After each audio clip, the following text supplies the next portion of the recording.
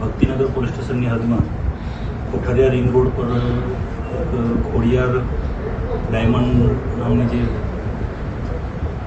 કારખાનું છે, જેમાં ગઈ રાત્રિના 20:00 સવારના 6 વાગ્યા સુધીમાં કોઈ અજાણ્યા ઈસમોએ અંદર પ્રવેશ કરી અને તિજોરીનું તાળું તોડી અને એમાંથી 130.55 ગ્રામના હીરા જેની કિંમત આશરે 60 લાખની જેટલા હીરાની ચોરી કરી ગયેલું સામે બહાર આવેલું છે.